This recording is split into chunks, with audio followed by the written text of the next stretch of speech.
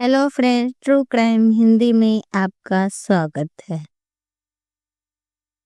हम रोज ही सच्ची कहानियां लेके आते हैं।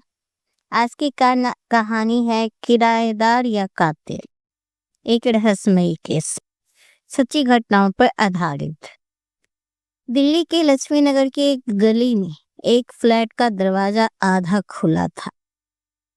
अंदर लाइट जल रही थी, टीवी चल रहा था, लेकिन घर में रहने वाली रीना कहीं नहीं थी और फर्श पर पड़े थे खून के निशान जो सीधे जाते थे बेडरूम की तरफ। लेकिन वहां कोई लाश नहीं थी। रीना गायब थी, उसका किराएदार भी गायब था।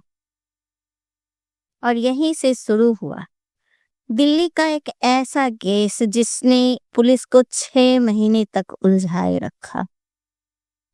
रीना 32 साल, डिवोर्स के बाद अकेली रहती थी, ऑनलाइन बुटीक चलाती थी, शांत, कम बोलने वाली। 3 महीने पहले उसने एक लड़के को कमरा किराए पर दिया, नाम अमन। सब कम बोलने वाला, हमेशा रात में बाहर जाता था। पड़ोसियों ने कहा लड़का ठीक नहीं था, लेकिन रीना ने कभी शिकायत नहीं की। उस रात पड़ोसियों ने सुना किसी के झगड़ने की आवाज, फिर कुछ गिरने की आवाज आई, फिर सन्नाटा हो गया। सुबह दरवाजा खुला मिला, रीना गायब, अमन गायब, लेकिन किचन में मिले 2 कप चाय, टूटा हुआ मोबाइल और खून से लिखा मुझे माफ कर देना। पुलिस ने जब सीसीटीवी चेक किया तो अमन रात 1:42 पर एक बड़े सूटकेस के साथ निकला था, लेकिन वो अकेला नहीं था।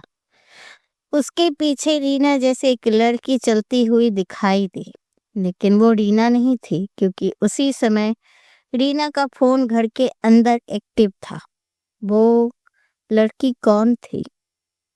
रीना के लैपटॉप से पता चला वो एक फेक एनडीफाई रैकेट पर काम कर रही थी, और अमन असल में अमन नहीं था।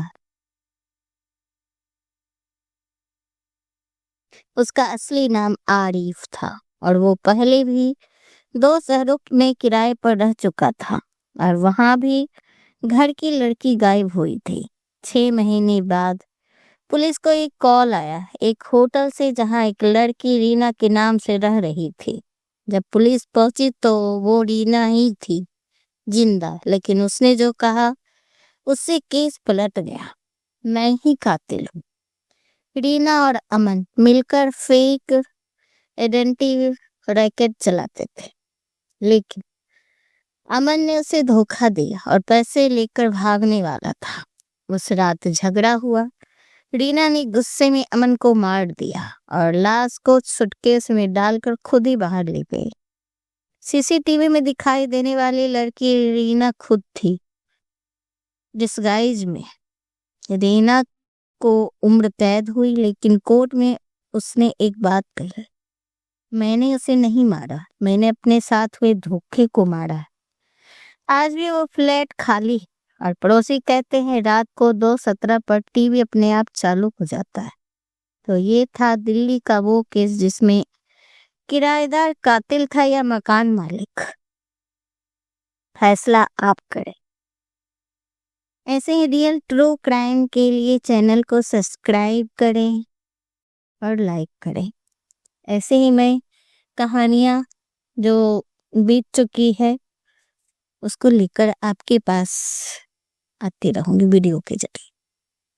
थैंक यू मेरी वीडियो को सुनने के लिए।